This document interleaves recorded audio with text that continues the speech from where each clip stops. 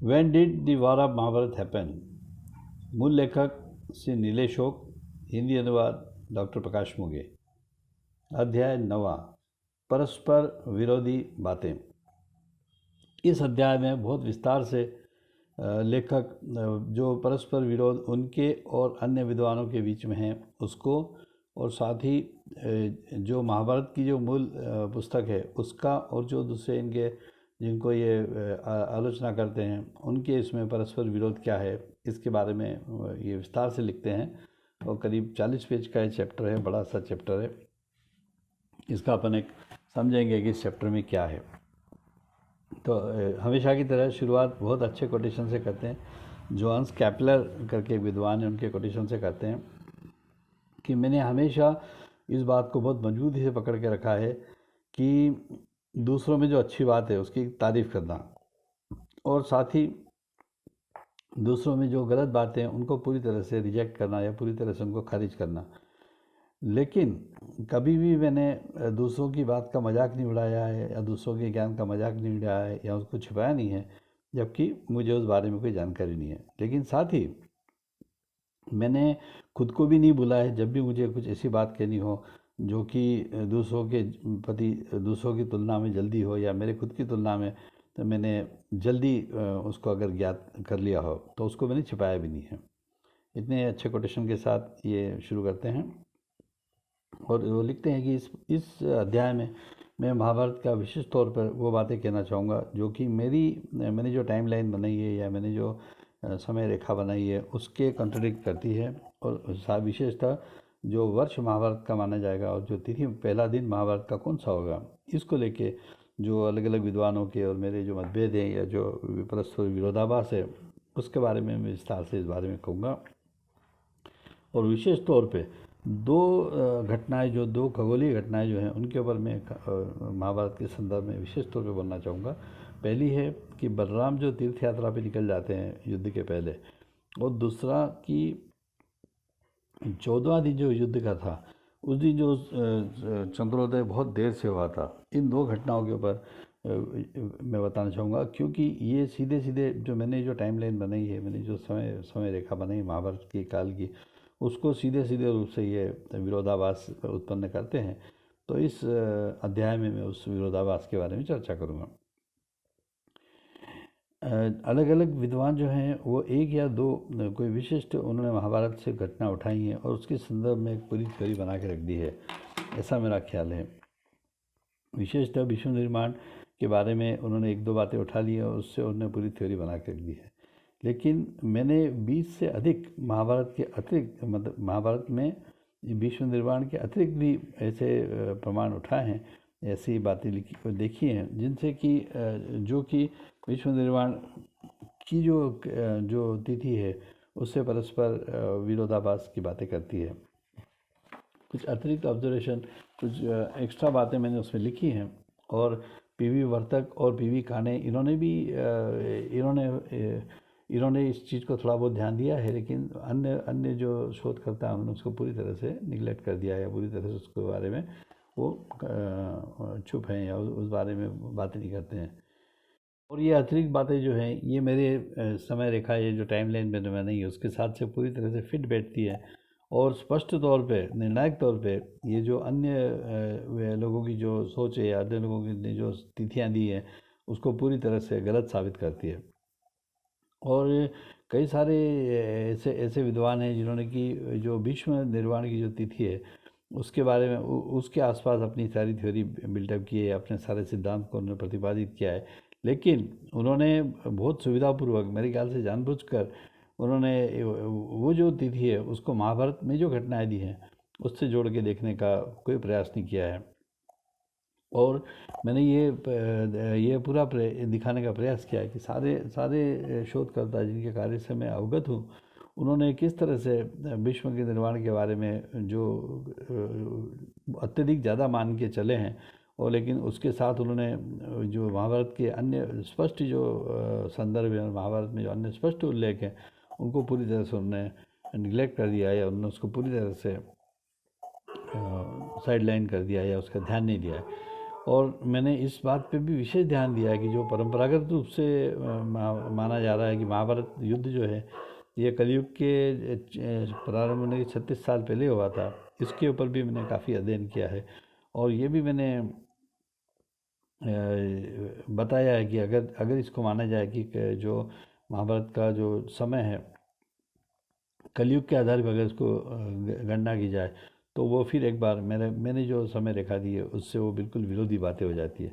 इसलिए इन सब के अतिरिक्त भी मैंने काफ़ी कुछ लिखा है। तो अब एक एक करके हम उसको एक 6 जो विशिष्ट तौर पे जो महाभारत में उल्लेख हैं उनको मैं विशिष्ट तौर पे कहना चाहूँगा। तो पहला कि वो नक्षत्र पुष्य नक्षत्र जब बलराम तीर्थ यात्रा के लिए निकल गए थे और श्रवण नक्षत्र जब वो वापस आए थे 42 दिनों के बाद, तो इसके बारे में जब वो मुष्टि युद्ध हुआ था भीम और दुर्योधन के मुष्टि युद्ध के लिए जब वो वापस आए थे, तो नक्षत्र जो हैं पुष्य नक्षत्र जब बलराम निकले थे और श्रवण नक्षत्र जब वो 42 दिन बाद वापस आए थे, पहला। दूसरा, द्रोण पर्व में इस बात का बहुत जिक्र है, इस बात का उल्लेख है कि 14वां दिन जो हुआ था युद्ध का, उस दिन सूर्य चंद्रोदय बहुत देर से हुआ था।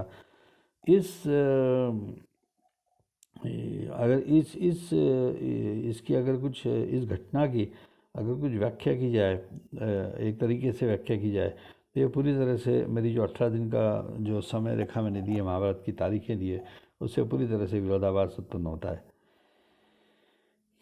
तीसरी बात जो मैंने देखी कि महाभारत में ये रिकॉर्ड किया गया है, महाभारत में लिखा गया है कि भीष्म जो है जो माघ महीना था उसका 3/4 पक्ष होने के बाद बचते समय वो चले गए थे और वो कांटों की शैया पे, तीरों की शैया पे 48 रातों तक रहते या 48 दिन तक रहते। और उनका जो मृत्यु का दिन था वो उत्तरायण जब सूर्य हुए थे उस समय का था। चौथी बात यह है कि परंपरागत तौर से माना जाता है कि 3102 ईसा पूर्व इस दिन कलयुग का प्रारंभ हुआ था। और ये भी माना जाता है कि महाभारत का युद्ध जो है ये कलयुग से 36 साल पहले हुआ था। मतलब महाभारत काल के समाप्त होने के बाद, कृष्ण के निधन के बाद कलयुग का प्रारंभ हुआ था। लेकिन मेरी जो प्रस्तावित समय रेखा है महाभारत की, वो इससे 2000 साल पीछे जाती है और इसलिए ये मेरे बात से बिल्कुल कंट्राडिक्टरी करती है या उसको विरोधाभास उत्पन्न करती है। 5वां पॉइंट ये है कि भीष्म जो हैं उनकी तुलना पूर्ण चंद्र से की गई है, युद्ध के प्रथम दिन पूर्ण चंद्र से की गई है। और ये जो उपमा दी गई है, ये जो तुलना की गई है कि उनको पूर्ण चंद्र माना गया है, ये फिर से मेरी जो सीमा रेखा है या मेरे जो समय लाइन उसको बिल्कुल कॉन्ट्रडिक्ट करता है, क्योंकि मैंने युद्ध का प्रथम दिन अमावस्या माना है जो कि, और ये पूर्णिमा कह रहे हैं। छठा पॉइंट ये आता है कि महाभारत का जो पद्य है या जो मूल ग्रंथ है उसमें सोलर इक्लिप्स मतलब सूर्य ग्रहण की तुलना की गई है। भीम दुर्योधन जो युद्ध हुआ था उससे उसकी तुलना की गई है, उपमा दी गई है। 18वें दिन युद्ध के उस दिन हुआ था। अब ये जो तिथि है ये पूर्ण चंद्र के करीब पाई गई है और इसलिए अमावस्या का दूर दूर तक इसका कोई संबंध नहीं। अगर हम अमावस्या के दिन महाभारत शुरू हुई थी या मानते हैं तो 18वां दिन पूर्णिमा के समीप आता है। इसलिए ये भी एक बहुत बड़ा कॉन्ट्रडिक्शन है, क्योंकि सीधे सीधे ये सूर्य ग्रहण का जो वर्णन है ये मतलब दुर्योधन और भीम की जो युद्ध है इसको सूर्य ग्रहण से तुलना करना, ये सीधे सीधे मेरे समय लेखा जो दी है उसको विरोधाभास उत्पन्न करता है। इसी तरह से 7वां जो मेरा ऑब्जर्वेशन है वो ये है कि कृष्ण जब हस्तिनापुर गए, हस्तिनापुर के लिए निकले, तो उस समय महाभारत में ये कहते हैं कि वो शरद ऋतु का उस समय वर्णन करते हैं। अब इससे ये सिद्ध होता है कि कृष्ण जी जब शांति दूत बन के गए या शांति के लिए प्रयास करने गए, तो वो सीधा सीधा मेरे समय रेखा से उल्टा पड़ता है, क्योंकि महाभारत का युद्ध जो है मेरे हिसाब से शरद की ऋतु में हुआ था। इसके अतिरिक्त मैं ये मानता हूँ, मैंने ये मानना किया है, मैंने ऐसा एज्यूम किया या कंजक्चर है, मेरा मानना है कि प्रतिवेदन है कि जो कृष्ण और कर्ण की भेंट हुई थी और महाभारत हुई थी, उसके बीच में 7 दिन न होते हुए, 7 दिन का अंतर न हो जैसा माना जाता है वैसा न होते हुए पूरे 1 महीने और 7 दिन का अंतर है, क्योंकि उसका बहुत ज़्यादा महत्व है। वो और भी अलग अलग जगह में विस्तार से लिख चुका हूँ। इसके पश्चात लेखक विस्तार से इन 7 बिंदुओं पे बात करते हैं और मैं अपनी तरह से प्रयास करूंगा उसको संक्षिप्त में कहने का, क्योंकि बहुत ज़्यादा इसमें टेक्निकल डिटेल्स हैं।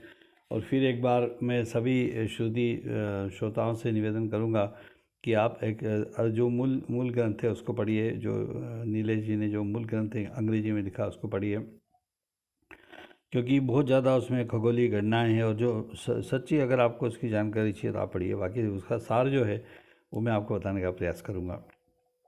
तो पहला पॉइंट आता है कि बलराम की तीर्थ यात्रा। इसके इस पे विस्तार से इन्होंने लिखा है कि कृष्ण जब उपाप्लव्य से वापस आ गए, उपाप्लव्य में वापस आ गए हस्तिनापुर से, और उनकी जो चर्चा या वार्ता जो है वो फेल हो गई या असफल रही, तब बलराम उनके कैंप में आए पांडवों के, और जबकि युद्ध की तैयारियां उस समय चल रही थी, और बलराम ने बोला कि मैं इस युद्ध में तटस्थ रहूँगा, मतलब न इधर रहूँगा न उधर रहूँगा, और मैं तो सरस्वती तीर्थ यात्रा पे जा रहा हूँ। ये कह के वो तीर्थ यात्रा पे निकल गए। और कुछ दूरी तक उनको छोड़ने के बाद कृष्ण वापस अपने पांडवों के कैंप में आ गए, और कृष्ण ने पांडवों के बोला कि चर्चा पूरी तरह से असफल हो गई है, और उन्होंने कहा कि अब तुम कुरुक्षेत्र की तरफ प्रस्ताव करो पुष्य नक्षत्र में। और बलराम जो है उन्होंने पांडवों का जो कैंप है वो मैत्री नक्षत्र में छोड़ा, और तीर्थ यात्रा सरस्वती की दिशा में उन्होंने प्रारंभ किया। अब इसमें समस्या क्या आती है ये बताते हैं। इसमें ये समस्या मतलब लेखक का मानना है कि अब इस टाइमलाइन में कि बलराम इस दिन गए, इसमें समस्या क्या है। अब ये बताते हैं कि इसमें समस्या ये आ रही है कि बलराम जब वहाँ से निकले और भीम और दुर्योधन का मुष्टि युद्ध के लिए 42 दिन बाद जब वो लौटे, तो इसके ऊपर मतलब तिथियों का इसमें क्लेश आता है, क्योंकि उन्होंने एक तिथि पे यात्रा शुरू की और जिस तिथि से लौटे उसके बीच में 42 दिन का जो प्रॉब्लम आता है। अब देखिए कैसे 6 विशिष्ट बातें इसमें अब तीर्थ यात्रा के बारे में लेखक लिखते हैं। पहला कि बलराम ने पांडवों का जो शिविर था वो अनुराधा नक्षत्र के दिन छोड़ा। बलराम ने तीर्थ यात्रा जो है अपनी पुष्य नक्षत्र में प्रारंभ की। बलराम 18वें दिन युद्ध का जो 18वें दिन था, जिस दिन भीम और दुर्योधन की लड़ाई होती है या मुष्टि युद्ध होता है, उस दिन वो लौटे।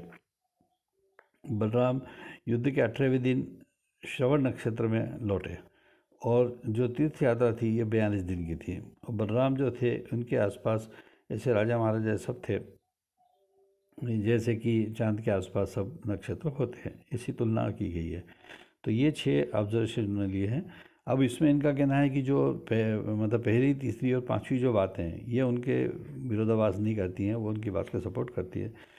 लेकिन जो दूसरा और चौथा पॉइंट है, अर्थात बलराम तीर्थ यात्रा को पुष्य नक्षत्र में गए, इस पे इनका विशिष्ट तौर पे विरोध है, विरोधाभास इनकी राइटिंग में प्रकट होता है, जो नीलेश होक कहते हैं और जो अन्य विद्वान कहते हैं। और इसी तरह से वो कहते हैं कि आप ये इसको नक्षत्रों के जो महाभारत अध्याय 9 पार्ट 2 पहले अंक में हमने देखा कि किस तरह से लेखक अपने कंट्रडिक्शन के जो क्षेत्र हैं उसका विस्तार करते हैं और 6 बिंदु बताते हैं जिन पे कि उनको चर्चा करनी है, और उसमें से पहला, तीसरा और पांचवा जो है वो उनको सपोर्ट करते हैं। लेकिन जो दूसरा और चौथा बिंदु है उसके ऊपर वो विस्तार से बात करते हैं।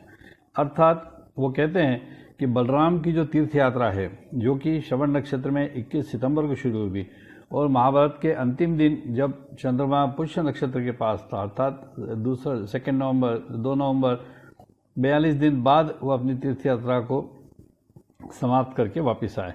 यहाँ पे ये बहुत ध्यान देने की जैसी बात है कि बलराम की तीर्थ यात्रा के साथ किसी भी महाभारत के शोधकर्ता ने बहुत अच्छे से इस बात में सफल नहीं हुआ है कि नक्षत्रों की स्थिति और बलराम के आने जाने, तीर्थ यात्रा के प्रारंभ और समाप्त और 42 दिन, इन सारी कठिनाइयों को या इन सारे चीज़ों को एक साथ जमाने में परेशानी भी नहीं हुई हो, ऐसा कोई भी जो है शोधकर्ता नहीं है। अर्थात सबको परेशानी हुई है, इनको भी हुई है। अब इसके बाद में एक जो टेक्निकल चीज़ें शुरू होती हैं, जिसके ऊपर कि बहुत ज़्यादा मैं जोर नहीं दूंगा, क्योंकि पहले भी हम ये देख चुके हैं कि बहुत ज़्यादा टेक्निकल की नक्षत्र ये था और ये वो था, तो वो सब बातें मैं आपको सलाह दूंगा कि आप मूल ग्रंथ को पढ़ें, और इसमें मोटी मोटी बातें मैं आपको बता दूंगा। जैसे कि वो मोटी सी बात ये कह रहे हैं कि पुष्य नक्षत्र के बारे में, पुष्य नक्षत्र को 2 नवंबर को लेके और उसके 42 दिन पीछे जाके ये कैलकुलेशन करते हैं, और इसलिए वो फिर ये संस्कृत के बहुत सारे श्लोक कोट करते हैं। उन सबको मैं स्किप कर रहा हूँ, क्योंकि वो मेरे बस की भी नहीं है, सच्ची बात तो बताऊँ। और इसके साथ ही ये बहुत ज़्यादा विस्तार से है, तो जो आप भी श्रोता हैं, साधारण श्रोता है, उनको उसमें कोई रुचि भी नहीं होगी, समझ भी नहीं आएगी, मेरे को भी समझ नहीं आ रही, इसलिए मैं उसको स्किप कर रहा हूँ। लेकिन ये मैं ज़रूर कहना चाहूँगा कि जिनको जो अध्ययन करता है, जिनको इसमें गहरी रुचि है, उन्होंने निश्चित ही मूल ग्रंथ को पढ़ना चाहिए और उसको समझने का प्रयास करना चाहिए कि कितने विस्तार से इतने 5-7 हज़ार साल पहले की बात के लिए भी लेखक ने कितना गंभीर प्रयास किया उस बात को समझने का। ये आपको 15 साल जो उनका तप है, उसको हमको निश्चित ही प्रशंसा करनी होगी। तो बलराम की तीर्थ यात्रा के बारे में हमारी स्थिति स्पष्ट हो गई है कि आने और जाने के बीच में जो 42 दिन की अवधि है, उसको लेके और नक्षत्रों की जो स्थिति है अलग अलग, उन सब का जो परस्पर विरोधाभास हो रहा है, उस कारण कोई भी जो विद्वान है वो एक टाइमलाइन में सबको फिट नहीं कर पा रहे हैं। लेकिन फिर भी नीलेश जी ने, या जो हमारे लेखक हैं, इन्होंने महाभारत के संदर्भ को लेके और महाभारत में जो वर्णित घटनाएं हैं उनको लेके इस सब चीज़ को जस्टिफाई किया है, और उनके हिसाब से उन्होंने तिथियां दी हैं कि ये एक निश्चित तौर से तिथियां इस तरह की है जब वो सरस्वती के पर्यटन के लिए गए या सरस्वती के तीर्थाटन के लिए गए, ये उनका कहना। अब दूसरा महत्वपूर्ण कॉन्ट्रडिक्शन जो इनको आता है, जो इनकी थ्योरी को बिल्कुल अपोजिट जाता है, विरोध करता है, वो है कि 14वें दिन युद्ध के चंद्रमा का बहुत देर से उदित होना। तो महाभारत का युद्ध इनके प्रस्ताव के अनुसार, मतलब लेखक के प्रस्ताव के अनुसार, अमावस्या को शुरू हुआ था। तो अमावस्या से अगर हम 14वां दिन गिरते हैं तो करीब करीब पूर्णिमा के आसपास आ जाता है।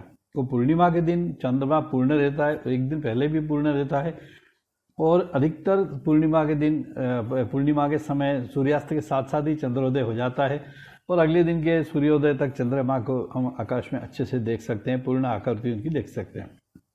वायेजर जो इनका ट्रेडमार्क वो है सॉफ्टवेयर है, उसको लगा के इन्होंने देखा कि जो 29 अक्टूबर 5561 जो महाभारत के युद्ध की बात चल रही है, तो उस मैं वर्ष नहीं बोलूँगा क्योंकि हर बार वही वर्ष रहेगा, बार बार वही वर्ष बोलने का अर्थ नहीं है।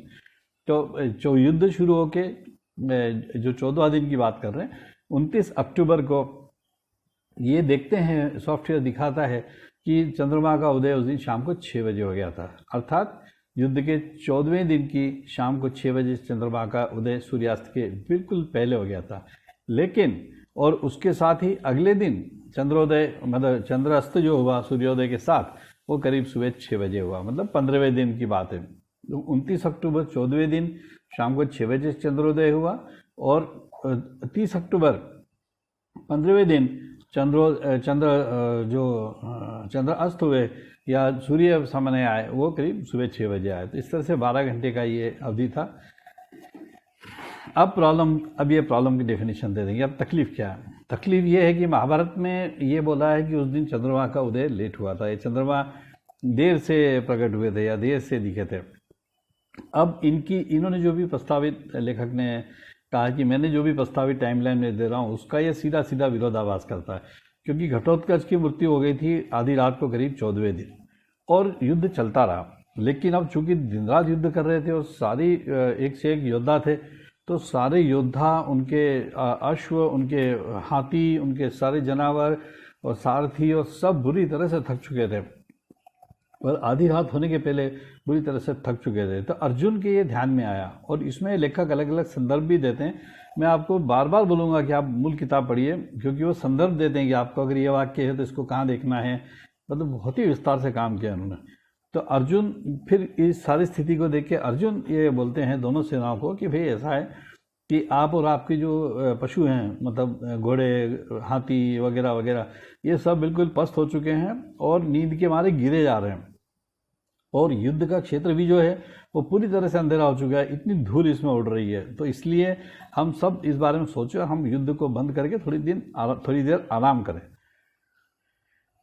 तो अब क्या हुआ कि आफ्टर द मून राइज, अब ये कहते हैं कि चंद्र फिर हमको दिखा, ऐसा महाभारत में वर्णन आता है। तो अब लेखक उसका जस्टिफिकेशन ये देते हैं, लेखक उसको इस तरह से प्रस्तावित करते हैं कि चूंकि जब सबने युद्ध बंद कर दिया और उतनी धूल धुआं जो था वो सब बंद हो गया, तो फिर वो जब डस्ट सेटल हुई या जो धूल धुआं जब नीचे गिरा या हटा आकाश पे से, तब जाके चंद्रमा दिखा। तो इनको क्या लगा कि चंद्रमा उदय हुआ। यहाँ पे बहुत ये महत्वपूर्ण पॉइंट है, बहुत ही महत्वपूर्ण पॉइंट है महाभारत का, कि वो चंद्रमा दिखा कि चंद्रमा उदित हुआ। इस बारे को लेके इन्होंने बहुत अच्छे से वर्णन किया है, अलग अलग रेफरेंसेस दिए हैं। अब उनका कहना था कि अगर 14वें दिन चंद्रमा का उदय, अगर मान लो 14वें दिन अगर चंद्रमा देर से उदित हुआ, मतलब अगर पूर्णिमा नहीं थी, तो इसका मतलब कि युद्ध पूर्णिमा के समय शुरू हुआ, क्योंकि चंद्रमा उदित देर से हुआ अर्थात तो अमावस्या के आसपास की बात होगी। तो अगर 14वें दिन अमावस्या थी या अमावस्या के आसपास थी, तो युद्ध पूर्णिमा के दिन शुरू हुआ था। तो ये जो विरोधाभास आ रहा है, इसके ऊपर इन्होंने बहुत अच्छे से वर्णन किया है और सारी बातों को अंत में जाकर ये कहते हैं कि ये सिर्फ ये दो घटनाएं कि चंद्रमा कब उदित हुआ और चंद्रमा कब दिखा, इस पे नहीं चल सकता है। हमको और भी घटना को कोलैबोरेट करना पड़ेगा, अर्थात साक्ष्य उसके जो है उसके संगत के या उसके आसपास के जो साक्ष्य हैं उनको भी हमको जोड़ना पड़ेगा। और ये फिर से एक बार कहते हैं कि 14वें दिन चंद्रमा का उदय लेट होना या चंद्रमा का देर से उदित होना, ये इनकी टाइमलाइन में बैठता ही नहीं है, क्योंकि टाइमलाइन इनकी लेखक की टाइमलाइन के हिसाब से अमावस्या को युद्ध शुरू हुआ था। तो अमावस्या को अगर शुद्ध हुआ तो 14वें दिन तो पूर्णिमा आ जाएगी करीब करीब। तो इसलिए वो कह रहे हैं कि ये तो बैठता ही नहीं है। ये लॉजिक इनको बैठता है कि भाई युद्ध में इतनी ज़्यादा धूल धुआं हो रहा था कि किसी को भी दिख ही नहीं रहा था, मतलब चंद्रमा की चांदनी तो छोड़ो, चंद्रमा ही नहीं दिख रहा था। और जब अर्जुन ने बहुत चिल्ला के बोला कि सब चुप बैठ जाओ, थोड़ी देर शांत हो जाओ सब, तो सब जब शांत हुए तो वो धूल नीचे बैठी, डस्ट सेटल्ड। उसके बाद इनको जाके दिखा के भाई चंद्रमा ये रहा। अब इन्होंने एक काफ़ी कुछ ईमानदारी से ओक जी लिखते हैं कि मैंने बहुत कुछ पीवी वर्तक जो हैं उनकी जो अप्रोच है उससे मैंने बहुत ज़्यादा कुछ सीखा है और उनकी बातें मैंने काफ़ी हद तक ली हैं इस समस्या को हल करने के लिए कि चंद्रमा का उदय को अपन कैसा इसको लेते हैं। फिर इसके बाद में फिर एक बार ये अलग अलग प्रयोग करते हैं कि उन्होंने कैसे उसको रिफ्यूज़ किया और कैसे इसको किया। फिर एक बार वही टेक्निकलिटीज़ में आ जाती है कि कितने मुहूर्त होते हैं, 15 मुहूर्त होते हैं, 48 मिनट का एक मुहूर्त होता है, फिर इतनी रात होती है और इतने मुहूर्त, आई मीन बहुत ही टेक्निकल हो जाता है वो। तो मैं उसको फिर एक बार सविनय हाथ जोड़ते हुए मैं आगे बढ़ता हूँ, क्योंकि वो बहुत ही काफ़ी टेक्निकल है वो। हाँ, मुख्य बात ये कह रहे हैं, एक और जो बात मुख्य रूप से उभर के आ रही है वो उभर के आ रही है कि डिलीरियस स्टेट ऑफ वॉरियर, मतलब जो युद्ध जो कर रहे थे, योद्धा जिसको कहते हैं, जो योद्धा थे वो लेखक इस बात को जरूर कह रहे हैं कि इनको शुरू में लगता था जब महाभारत में इन्होंने काम शुरू किया कि वे सूर्यास्त के साथ युद्ध बंद हो जाता होगा, कि सेनाओं का जो इन्होंने नियम बनाए थे कि भाई युद्ध कैसे होगा, क्या होगा, कौन किससे लड़ेगा। जैसे मैंने पहले भी आपको अपन ने देखा था कि भाई जिस कैटेगरी का व्यक्ति उस कैटेगरी के व्यक्ति से लड़ेगा, कि रथ वाला रथ से लड़ेगा, महारथी से लड़ेगा, अतिरथी से लड़ेगा, और महान योद्धा से लड़ेगा। ऐसा नहीं होगा कि बीच में पांडवों के सैनिकों से लड़ने लग जाएंगे और सैनिक द्रोणाचार्य को लड़ने लग जाएंगे, ऐसा नहीं होगा। तो इसलिए वो कहते हैं कि जब बराबरी के योद्धा आपस में लड़ रहे थे तो they were in a very delirious state. Delirious मतलब बहुत ही भ्रमचित्त और बहुत ही परेशान हो गए थे सब के सब, क्योंकि 14वें दिन सूर्यास्त के बाद भी बहुत देर तक युद्ध चलता रहा, क्योंकि घटोत्कच जो है करीब करीब आधी रात को मारा गया और उसके बाद में घटोत्कच के मारे जाने के बाद फिर से घटनाक्रम तेजी से घुमा और सारे जो योद्धा थे और सारे जो जानवर थे, भले वो घोड़े हो हाथी हो, बुरी तरह से थक चुके थे और बल्कि उनको इतनी नींद आ रही थी कि वो करीब करीब नींद से अंधे हो चुके थे, उनको कुछ भी नहीं दिख रहा था। मतलब वो 3 प्रहर जो थे रात के, वो उनको 1000 प्रहर जैसे लग रहे थे। और फिर उसके बाद में सारे जो योद्धा हैं वो आधी रात को फिर उसके बाद में उसी तरह से सो गए और फिर उन्होंने किसी तरह का कोई एक दूसरे से युद्ध नहीं किया, क्योंकि सारे जानवरों की भी शक्ति खत्म हो चुकी थी, योद्धाओं की भी शक्ति खत्म हो चुकी थी, और उनके हाथ से अस्त्र गिरते जा रहे थे, मतलब इतने ज़्यादा स्थिति में वो थक गए थे। तो ये इसका वर्णन ये कर रहे हैं, 14वीं रात की बात कर रहे हैं। वो एक महत्वपूर्ण बात की तरफ ये ध्यान आकर्षित कर रहे हैं कि darkness on the battle field, मतलब युद्ध क्षेत्र जो है बार बार अंधेर में हो जाता था, मतलब इतनी ज़्यादा गर्द होती थी, इतनी ज़्यादा धूल धुआं खून मतलब उड़ते रहता था कि इस कारण दिन के समय भी इनको कई बार दिखता नहीं था कि कौन सा दुश्मन क्या है। तो इसलिए वो ये तक लिखते हैं कि कई बार योद्धा एक दूसरे का नाम लेके लड़ रहे थे कि भाई ये अर्जुन ले बाण ले कर्ण बाण ले, मतलब ऐसा नाम ले लेके वो बोल रहे थे, क्योंकि वो दिख ही नहीं रहे थे। शावर ऑफ डस्ट, मतलब इतनी ज़्यादा धूल, इतने ज़्यादा तीरों की बारिश हो रही थी, इतने ज़्यादा हथियार चल रहे थे, एक दूसरे भाले फेंक रहे थे ये वो, तो इस कारण उनको न सूर्य दिखाई देता था, न ये समझ आती थी कि अपनी सेना का है कि दूसरे की सेना का, ये तक दिख नहीं रहा था उनको। तो ऐसे स्थिति में वो कहते हैं कि ऐसे में जो रात को जो माना जा रहा है कि 14वें दिन जो रात को चंद्रोदय लेट हुआ, उसका कारण वो यही बताते हैं कि इतनी ज़्यादा भ्रम की स्थिति थी कि दिन की रात है ये समझ नहीं आ रही थी, और ऐसी भ्रम की स्थिति में सिर्फ उसके आधार पर कैलकुलेशन करना थोड़ा मुश्किल है। तो इसलिए वो अब वो आगे उसके चलते हैं, बहुत मूल प्रश्न उठाते हैं कि रात में युद्ध क्यों हुआ। तो उसका प्रमुख कारण वो ये कहते हैं कि प्रमुख कारण ये था कि कोई भी लीडर जो था उसने दोनों तरफ के जो प्रमुख नेता थे या प्रमुख योद्धा थे, किसी ने भी इस बात पे आपत्ति नहीं ली कि सूर्योदय के बाद युद्ध चल रहा है। तो युद्ध चल रहा है तो फिर चलता रहा। तो ये सब पढ़ के इनके जो शुरू के मानना था कि सूर्योदय के बाद, सूर्यास्त के बाद युद्ध नहीं होगा, तो फिर लेखक ने फिर से एक बार पूरा महाभारत पढ़ा और फिर उन्होंने देखा कि ये तो मेरी गलती है, उन्होंने गलत समझा था कि जो भी है युद्ध के नियम थे या जो भी उनके आपस के संबंध थे, भाइयों के, उनके योद्धाओं के एक दूसरे के संबंध थे, लेकिन उन्होंने इस बात का किसी ने भी विरोध नहीं किया कि सूर्यास्त के बाद लड़ाई की जाएगी। तो इसलिए उन्होंने बहुत ज़्यादा उस चीज़ को महत्व नहीं दिया। किसी ने भी योद्धा ने नहीं किया और दिन रात युद्ध लगातार चलता रहा। इसी संदर्भ में लेखक कहते हैं कि चंद्रमा को दिखना और चंद्रमा का उदय होना ये दो अलग अलग बातें हैं। तो वो बार बार कुछ संस्कृत के श्लोक भी हैं, वो कहते हैं कि इस शब्द को ये समझा गया, इस शब्द को मतलब इसको कहते हैं नुआंसेस है, इसको कहते हैं कि एक ही शब्द इसका उच्चारण थोड़ा सा कर दो तो ऐसा हो जाता है उच्चारण। तो वो भी संस्कृत के शब्द हैं, काफ़ी सारे श्लोक भी लिखे हैं उन्होंने, उसमें वो काफ़ी कुछ लिखते हैं कि इसको ऐसा समझा गया, कुछ विद्वानों ने ऐसा समझा, कुछ विद्वानों। तो जो उसमें उतने गंभीरता से अध्ययन करना चाहते हैं उनको निवेदन है कि आप ओरिजिनल टेक्स्ट पढ़िए। काफ़ी विस्तार से उन्होंने उसमें समझाया कि ये जो श्लोक है ये ऐसा था, इसको ऐसा समझा गया, उन्होंने उसकी व्याख्या की है। और साथ ही उन्होंने कई सारे शब्दों की भी व्याख्या की है। विशेषतः जो पूर्ण चंद्र है उसका रीअपीयरेंस, मतलब चंद्रमा आपको दिखाई देना एक बात अलग है, चंद्रमा उदित होना एक बात अलग है। तो इसलिए वो कह रहे हैं कि चंद्रमा जो है जब डस्ट सेटल हो गई तो उनको चंद्रमा फिर से दिखाई दिया, और जबकि अधिकतर लोग समझे कि चंद्रमा उदय हुआ है। यहाँ से सारा कन्फ्यूजन जिसको लेखक ने अपने तरीके से दूर करने का प्रयास किया। अब एक बहुत ही विस्तारित बात आती है जो कि विश्व निर्माण। यहाँ तक कि जो नीलेश जी हैं इन्होंने विश्व निर्माण पे एक अलग सी किताब लिखी है, जैसे Mahabharata when did the war of Mahabharata happen, ये किताब है 400 पेज की। इसी तरह से इन्होंने 300-400 पेज की एक अलग किताब लिखी है विश्व निर्माण पे। तो अभी तो मेरी हिम्मत नहीं है उसको पढ़ने की, लेकिन जिनको इंटरेस्ट हो उनको निश्चित ही मैं बताना चाहूँगा कि इसके समकक्ष एक और पुस्तक है जिसका नाम है विश्व निर्माण। पहले हमने सोचा था कि हम दोनों किताबों का अनुवाद कर लेंगे, लेकिन अभी महाभारत को देख के मुझे लग रहा है कि जो मोटी मोटी बातें वो मैं बता पाऊँगा ऐसा मुझे लगता है। लेकिन विश्व निर्माण में तो बहुत ही टेक्निकल संस्कृत के श्लोक हैं, बड़े बड़े, भगवान कुछ कहते हैं, फिर विष्णु कुछ कहते हैं, फिर भगवान कुछ कहते हैं, फिर कोई और विद्वान बीच में कहता है। तो वो तो बहुत ही अलग ही कथा है। तो वो कभी और भी दूसरे विद्वान उसका प्रयास कर सकते हैं अनुवाद करने का, लेकिन अभी हम डिस्कस करेंगे विश्व निर्माण। विश्व जो थे ये कौरव आर्मी के या कौरव सेना के प्रथम सेनापति थे, और युद्ध के 10वें दिन वो उससे युद्ध क्षेत्र में घायल हुए, युद्ध क्षेत्र से अलग हुए।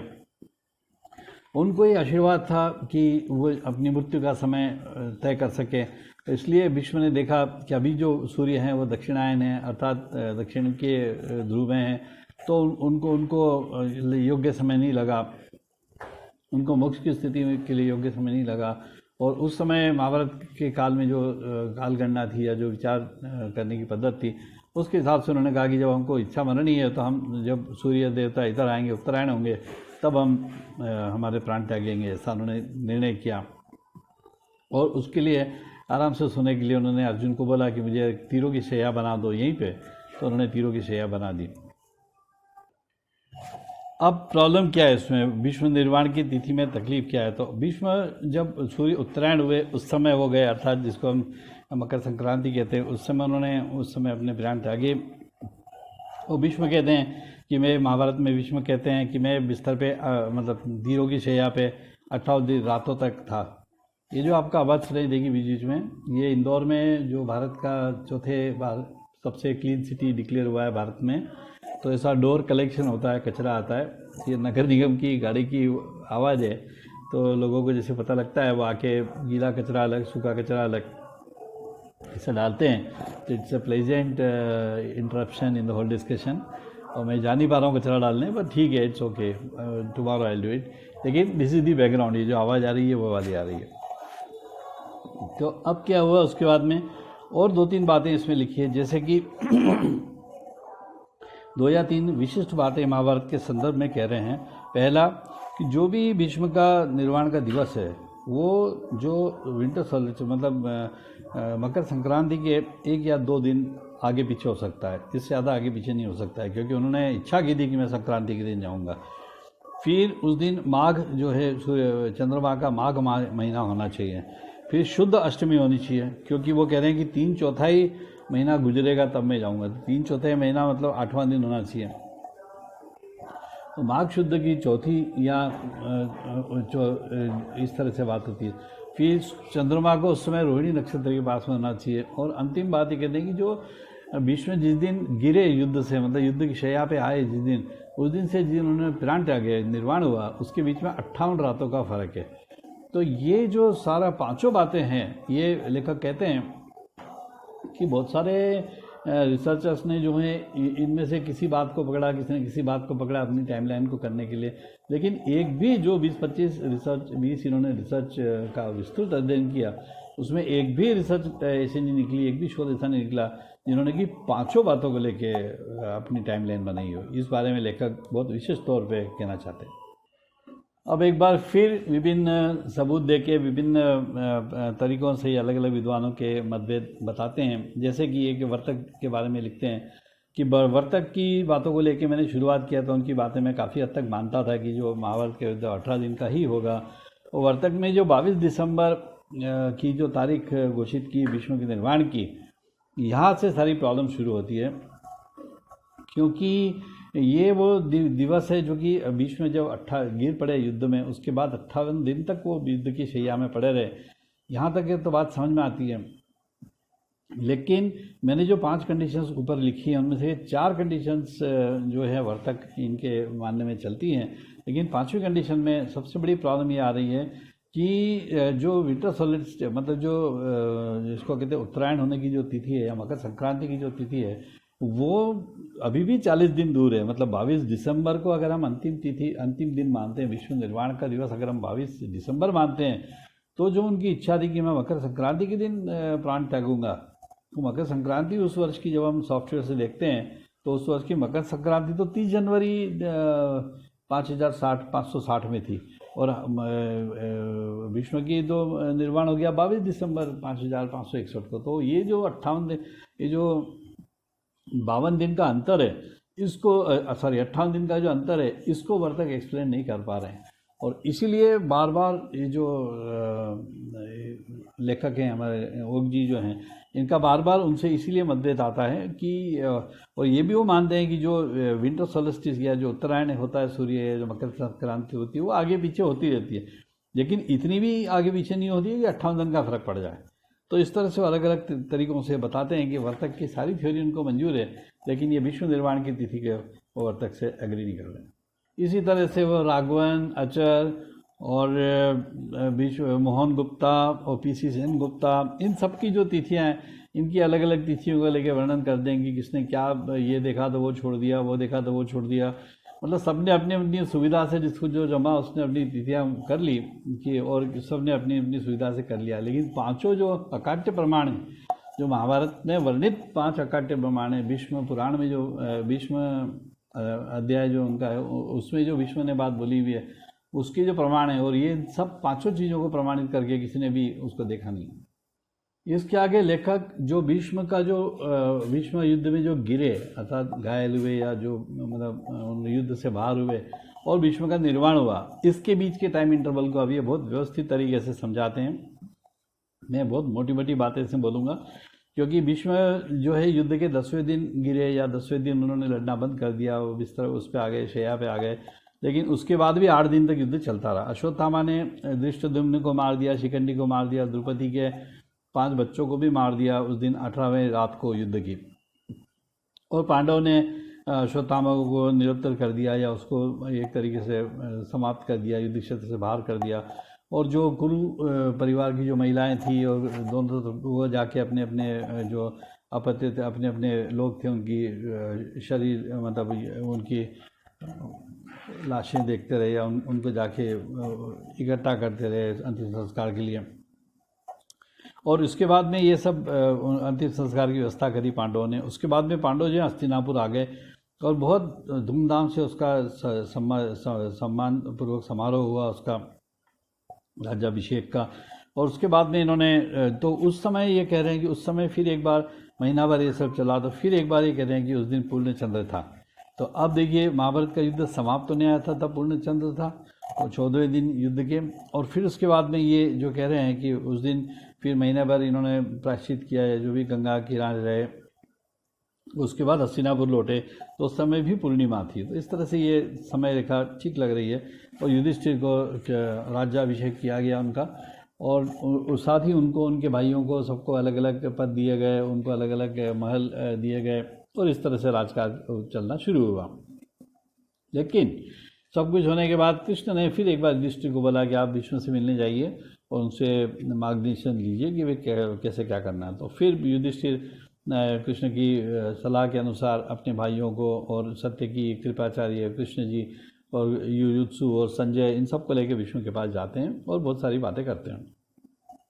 और लेकिन वो सारी जगह जो है वो बालों से और मांस से और हड्डियों से और बुरी तरह से हाथियों के मरे हुए अंग और घोड़ों की हड्डियाँ और मानव खोपड़ियाँ, इन सब से बुरी तरह से वहाँ पे सब कुछ गिरा हुआ था।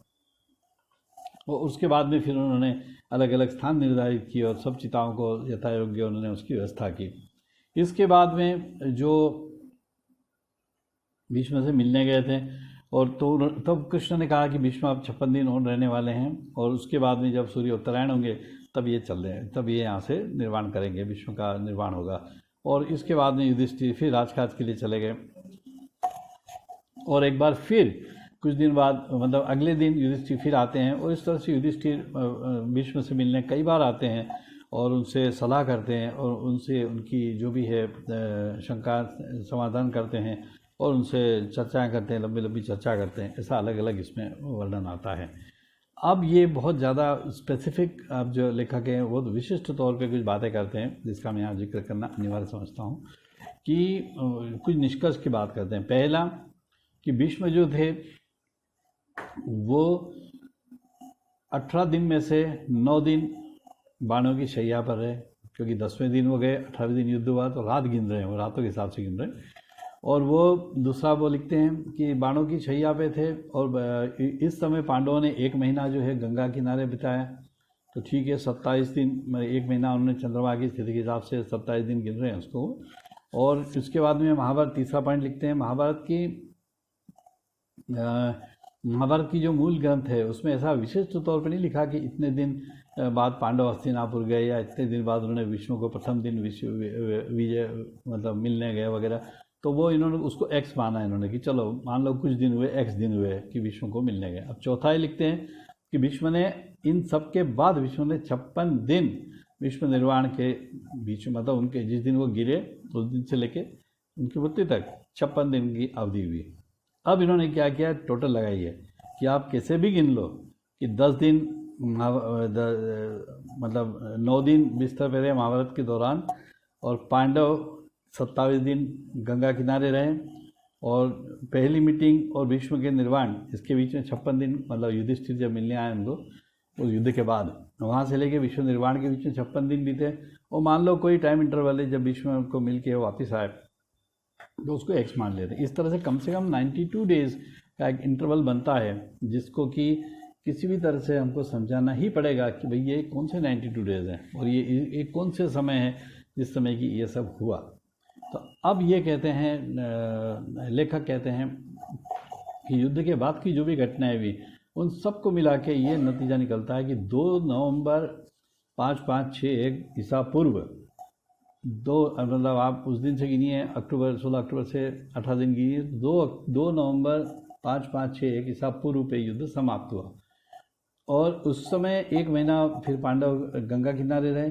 और ऐसा कुल मिला के ये सिद्ध कर देते हैं कि 30 जनवरी, और कहीं आगे डेट भी देते हैं, 31 जनवरी 5560 ईसा पूर्व, उस दिन उत्तरायण सूर्य हुए थे, या उस दिन ये थी संक्रांति थी, तो उस दिन उन्होंने प्राण त्यागे। तो इस तरह से ये कहते हैं कि ये 92 डेज बैठते हैं और 98 डेज इस तरह से बैठते हैं। तो इसलिए इन्होंने बहुत विस्तार से उसका वर्णन किया है। जो भी उसको पढ़ना चाहते हैं उनको निवेदन है कि आप कृपया उसको जाके पढ़ें, और उसको बहुत अच्छे से उन्होंने वर्णित किया है। अब ये चौथे अत्यधिक महत्वपूर्ण विषय पे आते हैं कि महाभारत और कलयुग। इसको बहुत ही अच्छे से इन्होंने एक्सप्लेन किया है कि ये कहते हैं, लेखक कहते हैं कि विभिन्न शोधकर्ता जो है ये मानते हैं कि महाभारत जो है ये 3102 ईसा पूर्व ±500 ईयर, ±500 वर्ष उसके आसपास हुआ था। क्योंकि उनकी 2 मुख्य मान्यताएं हैं। पहला ये कि कलयुग का जो प्रारंभ है ये 3102 ईसा पूर्व को ये मानते हैं, और दूसरा ये मानते हैं कि महाभारत का जो युद्ध है ये 36 साल पहले कलयुग के हुआ था, और उसके 36 साल बाद कलयुग का आरंभ हुआ था। लेकिन ये दोनों जो मान्यताएं हैं ये महाभारत के टेक्स्ट के बाहर की है, मतलब महाभारत जो मूल ग्रंथ है उसके बाहर की है। लेकिन दूसरी जो मान्यता है कि कलयुग 36 साल बाद शुरू हुआ था, इसका मानने का आधार ये हो सकता है कि कृष्ण जो हैं वो महाभारत का युद्ध समाप्त होने के 36 साल बाद उनका अवसान हुआ था, या वो निर्वाण हुआ था। और इसलिए कई लोगों ने, कई शोधकर्ताओं ने उस घटना को, महाभारत को और कृष्ण के जाने को, इसको कलयुग से संबंधित कर दिया, और इस तरह से उन्होंने इसको मान लिया। और इन्होंने ये माना कि ये जो 3102 ईसा पूर्व की जो वर्ष है, इस वर्ष पे महाभारत की शुरुआत हुई थी, महाभारत युद्ध की शुरुआत हुई थी। लेकिन मेरा कलयुग के शुरुआत होने से मेरे को कोई ऑब्जेक्शन नहीं है, ना मेरा उस बारे में कोई कमेंट है, ऐसा लेखक लिखते हैं। लेकिन मेरा ये कहना है कि जो युग जो शब्द है ये महाभारत में कई संदर्भों में कई बार यूज़ किया गया है। मतलब अलग अलग संदर्भों में महाभारत में युग जो शब्द है इसका अर्थ उसी तरह से नहीं होता है जो हम 4 युग समझते हैं। जैसे कि अब वो बोल रहे हैं कि कोई महाभारत में ऐसा कोई विशिष्ट उल्लेख नहीं है कि भाई युद्ध के 36 साल, महाभारत कलयुग शुरू होने के 36 साल पहले शुरू होगा। और साथ ही में वो मतलब लेखक ये भी कहते हैं कि महाभारत में कई जगह ऐसे बातें लिखी गई हैं जिनसे कि महाभारत द्वापर युग में प्रारंभ हुआ था या द्वापर युग में हुआ था, ये भी है। और ये भी माना जा सकता है कि ये ट्रांजिशन जो एक संक्रमण काल होता है कि द्वापर युग समाप्त हुआ और कलयुग शुरू हुआ, इसके बीच में महाभारत हुआ, ये मानने का भी पर्याप्त आधार है। लेकिन 3102 ईसा पूर्व को कलयुग शुरू हुआ, ये मानने के लिए मैं मतलब मेरे अपने रिजर्वेशन हैं या मेरे अपने विचार हैं उस बारे में।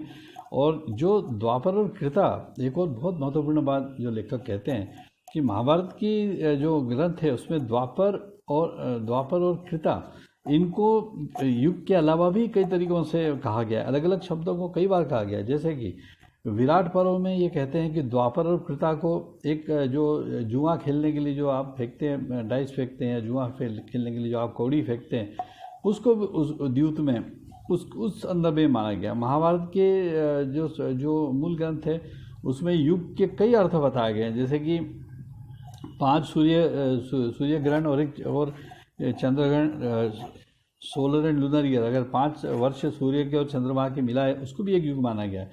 कृष्ण भी युग कहते हैं, कई बार किसी गतिविधि का जो निष्पन्न है उसको भी युग कहते हैं कि ये युगांतकारी वस्तु है, इस तरह का। जैसे कि वो कह रहे हैं कर्ण और कौरव जो है, अब जैसे कृष्ण शुरू में युद्ध प्रारंभ होने के पहले कर्ण को बोलते हैं कि कर्ण और कौरव जो हैं ये बहुत ज़्यादा खून नरसंहार देखेंगे और खुनाखून देखेंगे, ऐसा मान सकते हैं कि जैसे कुछ कलयुग आ गया है, ऐसा कृष्ण कहते हैं।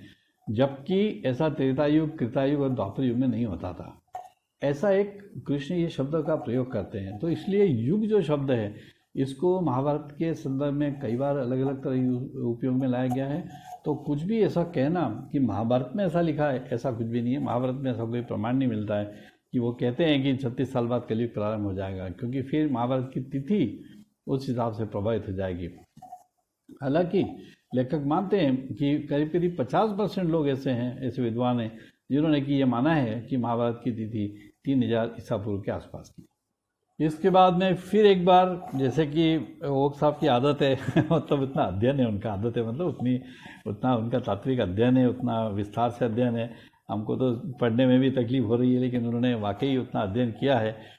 और मैं सुना कि और आप सबको ज़्यादा वो नहीं करना चाहता हूँ, लेकिन बहुत ही विस्तार से इन्होंने बताया कि हनुमान जी के बारे में, हनुमान जी के हिसाब से युग का कंसेप्ट क्या है, मार्कंडेय ऋषि के हिसाब से युग का अर्थ, मतलब वो युग जो शब्द है उसको कैसे उपयोग करते हैं, संजय युग को कैसे उपयोग करते हैं, भीष्म युग को कैसे उपयोग करते हैं, व्यास जो है ये युग शब्द का कैसे उपयोग करते हैं।